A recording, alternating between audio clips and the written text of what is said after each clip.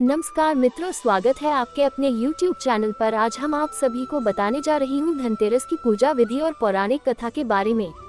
कार्तिक मास की कृष्ण त्रयोदशी को धनतेरस कहते हैं। ये त्योहार दीपावली आने की पूर्व सूचना देता है। इस दिन नए बर्तन खरीदना शुभ माना जाता है। धनतेरस के दिन मृत्यु के देवता यमराज और भगवान धन्वंतरी की पूजा का महत्व है। क्यों मनाया जाता है धनतेरस का त्योहार?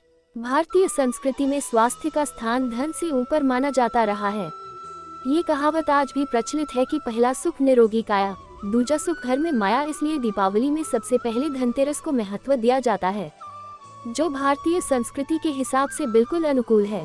शास्त्रों में वर्णित कथाओं के अनुसार समुद्र मंथन के दौरान कार्तिक कृष्ण त्रयोदशी के दिन भगवान धन्वंतरी अपने हाथों में अमृत कलश लेकर प्रकट हुए। मान्यता है कि भगवान धन्वंतरी विष्णु के अंशावतार हैं। संसार में चिकित्सा विज्ञान के विस्तार और प्रसार के लिए ही भगवान विष्णु ने धन्वंतरी का अवतार लिया था। भगवान धन्वंतरी के प्रकट होने के उपलक्ष्य में ही धनतेरस का त्योहार मनाया जाता है।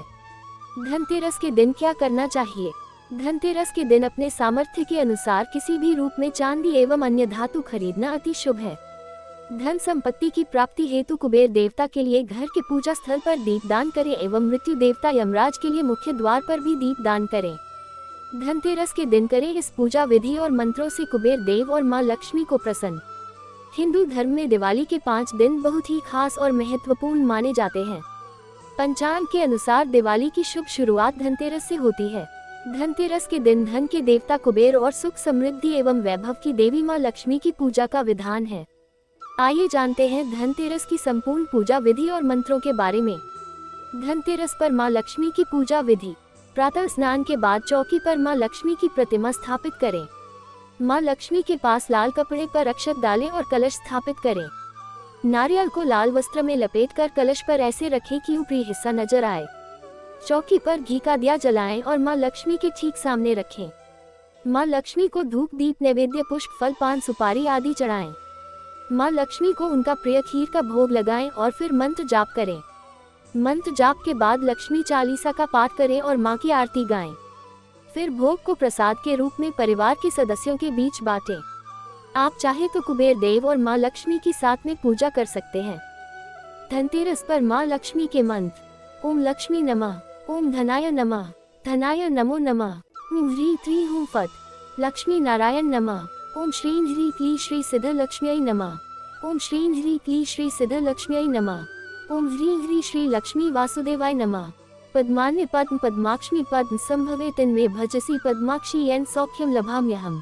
ओम ह्री श्री क्ली क्ली श्री लक्ष्मी मम गृहे धनपुरे चिंताए दूरे दूरे स्वाहा।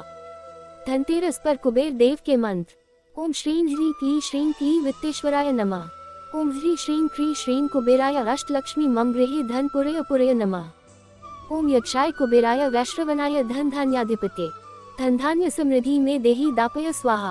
आप सभी धनतेरस के दिन मां लक्ष्मी और कुबेर देव की पूजा करने के लिए हमारी बताई गई जानकारी के जरिए पूजा कर सकते हैं। साथ ही कुबेर देव और मां लक्ष्मी के बताए गए मंत्रों का उच्चारण कर उन्हें प्रसन्न कर सकते हैं और उनकी कृपा पा सकते हैं।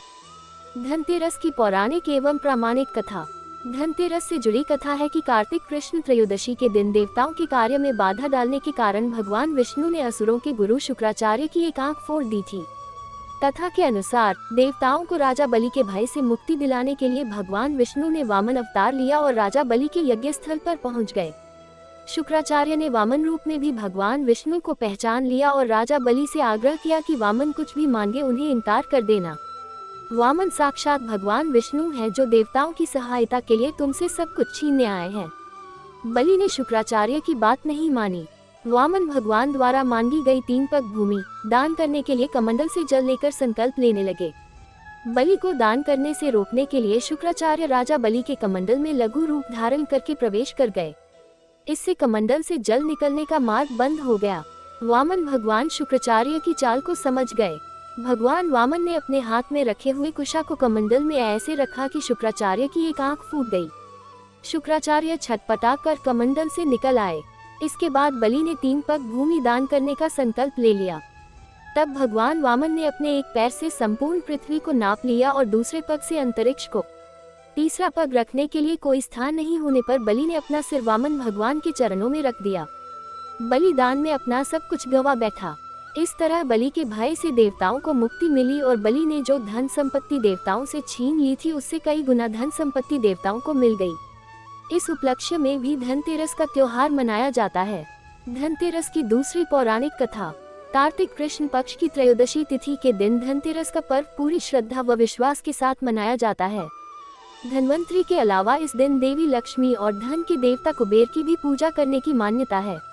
इस दिन को मनाने के पीछे धन्वंतरी के जन्म लेने की कथा के अलावा इसके बारे में एक दूसरी कहानी भी प्रचलित है। कहा जाता है कि एक समय भगवान विष्णु मृत्युलोक में विचरण करने के लिए आ रहे थे, तब लक्ष्मी जी ने भी उनसे साथ चलने का आग्रह किया। तब विष्णु जी ने कहा कि यदि मैं जो बात कहूँ तुम अगर वैसा ही मानो तो फिर चलो। तब लक्ष्मी जी उनकी बात मान गईं और भगवान विष्णु के साथ भूमंडल पर आ गईं। कुछ देर बाद एक जगह पर पहुंचकर भगवान विष्णु ने लक्ष्मी जी से कहा कि जब तक मैं न आऊं तुम यहाँ ठहरो, मैं दक्षिण दिशा की ओर जा रहा हूँ, तुम उधर मत आना। विष्णु जी के जाने पर लक्ष्मी के मन में कौतूहल जागा कि आखिर दक्षिण दिशा में ऐसा क्या रहस्य है जो मुझे मना किया गया है, और भगवान स्वयं चले गए। लक्ष्मी जी से रहा न गया और जैसे ही भगवान आगे बढ़े लक्ष्मी भी पीछे पीछे चल पड़ी। कुछ ही आगे जाने पर उन्हें सरसों का एक खेत दिखाई दिया जिसमें खूब फूल लगे थे। सरसों की शोभा देखकर वह मंत्रमुग्ध हो गईं और फूल तोड़कर अपना श्रृंगार करने के बाद आगे बढ़ी। आगे जाने पर एक गन्ने के खेत से लक्ष्मी जी गन्ने तोड़कर रस चूसने लगी। उसी क्षण विष्णु जी आए और ये देख लक्ष्मी जी पर नाराज होकर उन्हें शाप दे दिया कि मैंने तुम्हें इधर आने को मना किया था, पर तुम न मानी और किसान की चोरी का अपराध कर बैठी। अब तुम इस अपराध के जुर्म में इस किसान की 12 वर्ष तक सेवा करो। ऐसा कहकर भगवान उन्हें छोड़कर क्षीरसागर चले गए।